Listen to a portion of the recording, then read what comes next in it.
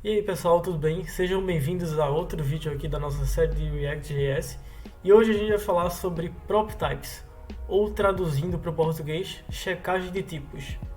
Então, para você entender Prop Types, ele é um conceito que eu sempre utilizei em alguns projetos, mas eu nunca entendia por quê. E o motivo disso é que eu estava meio acomodado, só utilizava as coisas, mas não entendia por que eu estava utilizando isso. E aí eu resolvi mudar isso, pesquisei e agora eu quero passar esse conhecimento para vocês. Então, o que me fez entender foi imaginar um contexto em que a gente aplicaria essa biblioteca, que é o PropTypes. Então, imagine comigo, existe uma grande aplicação com várias classes, vários objetos, funções, e você pega esse projeto. Agora imagina que tem uma constante lá dentro, chamada de validação, por exemplo. Na teoria, o que a gente espera de uma constante chamada de validação? Eu, pelo menos, espero que ela vai ser, por exemplo, um booleano. E desse booleano ele vai fazer alguma coisa, ele vai validar alguma coisa. Mas daí, imagina que você pega um projeto com várias outras constantes e não consegue saber a propriedade que ela tem que receber. E é para isso que o PropTypes ele serve. É basicamente para você definir as propriedades dos seus componentes. Seja essa propriedade um string, um número, um booleano ou vários outros tipos que eu vou estar colocando aí na tela. E não são só esses, vocês conseguem ver na documentação do próprio Types ou do próprio React, que está na descrição, que existem vários outros tipos. E uma observação bacana, se você programa com TypeScript ou com Flow, você não vai precisar utilizar o próprio Types, porque essas extensões, eu posso dizer assim, elas já são tipadas, que é o TypeScript e o Flow no caso. Ou seja, eles já definem qual vai ser o tipo de uma constante. E essa é a função do próprio Types, é chegar lá e dizer que o meu componente tem uma propriedade chamada de nome e esse nome é um próprio Types do tipo string.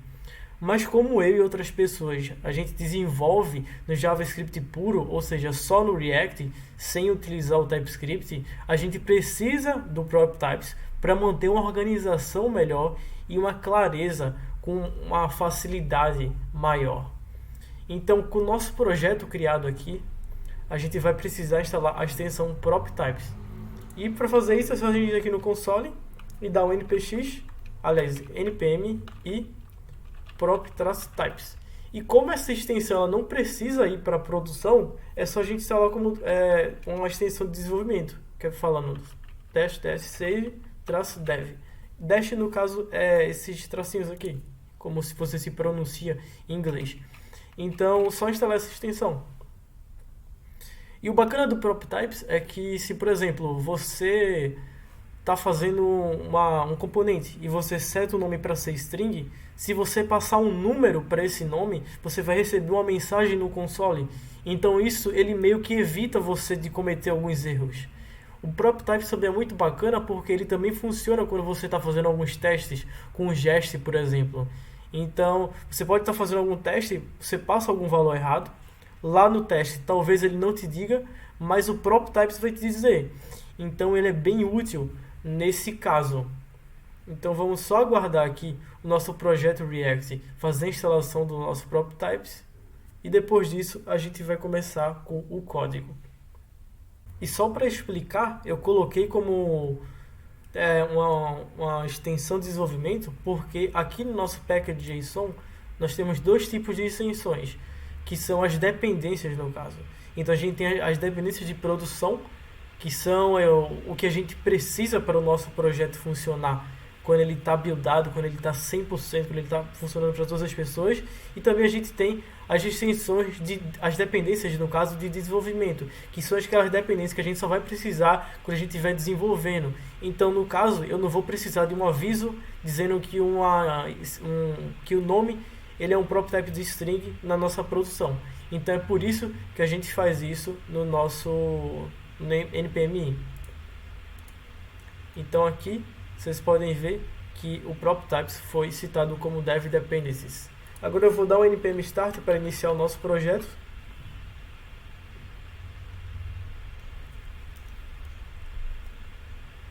E ele vai abrir aqui direto no nosso navegador.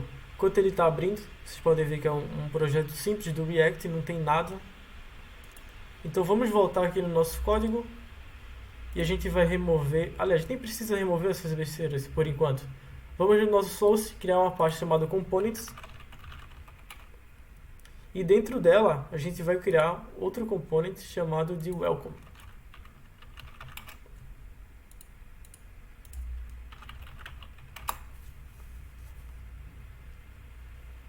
Então aqui a gente vai criar uma classe normal. Vamos importar o React. Vamos importar também o prop types.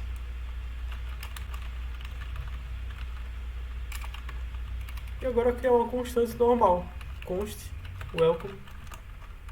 Utilizando o arrow function, obviamente.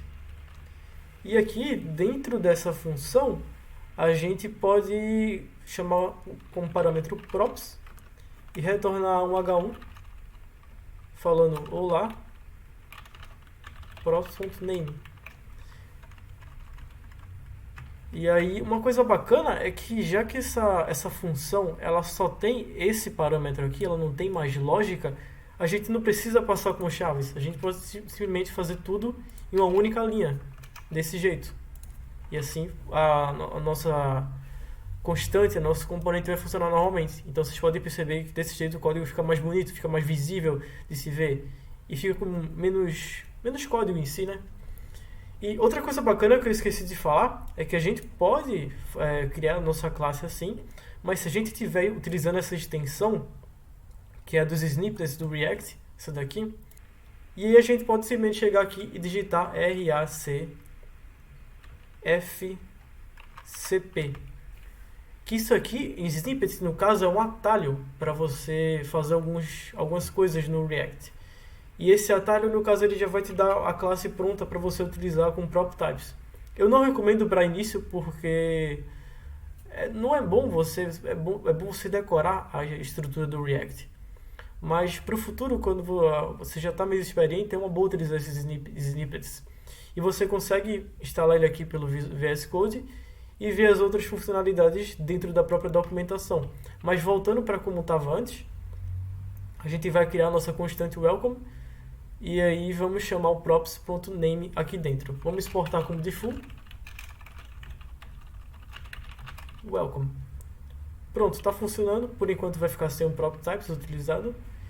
E ok, a gente já tem o nosso componente. Vamos importar agora e ver como é que fica. Vamos tirar todo esse header aqui do nosso aplicativo React e vamos importar. Import welcome from components/welcome.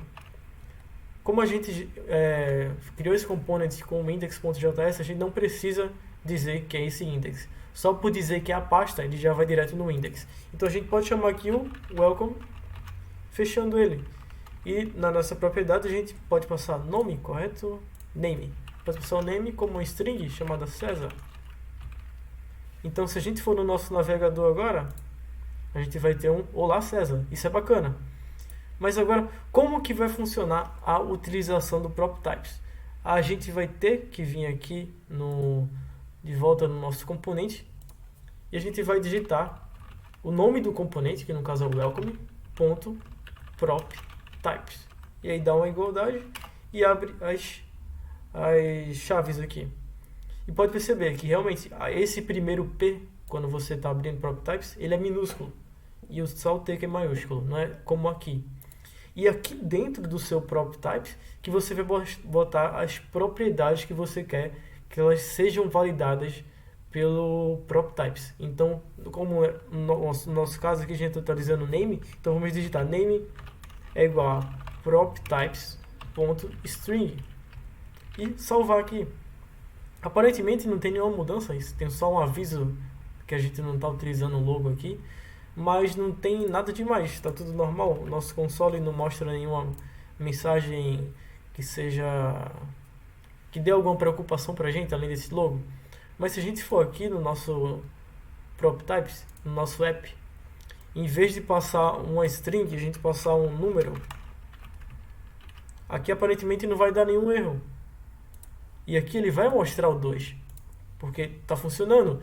Mas se você for no nosso console, ele vai estar dando warning. Ele vai estar dando um aviso aqui, dizendo que ele recebeu uma propriedade inválida. Ele estava esperando uma string, mas ele recebeu um número. Então isso, quando você está desenvolvendo o seu projeto, ou quando outra pessoa pega o seu projeto e bota alguma coisa de errado, ele vai estar sabendo o que aconteceu. Então isso é muito bacana. Outra coisa legal é que a gente pode fazer aqui no nosso PropTypes é botar, por exemplo, is required. Esse is required, ele vai estar dizendo que essa propriedade aqui ela é obrigatória. Então se a gente for aqui no nosso welcome e não botar nada no name, e a gente for no console, ele vai estar dizendo aqui, ó, que name é marcado como obrigatório, mas ele recebeu um valor de undefined. Então, isso é o bacana do PropTypes. Você consegue ter várias informações que você poderia esquecer no meio do seu desenvolvimento ou que algum desenvolvedor poderia precisar. E aí você tem direto do seu console aqui. Se você estiver executando algum teste, você vai ter direto no seu teste, porque o teste pega o PropTypes. E pessoal, esse é o vídeo que eu tenho hoje para vocês. Eu espero que vocês tenham gostado. Utilize o PropTypes se você não estiver codando em nenhuma linguagem que seja tipada. Ele é muito útil. E é isso aí, eu espero que vocês tenham gostado. Um abraço e até o próximo vídeo.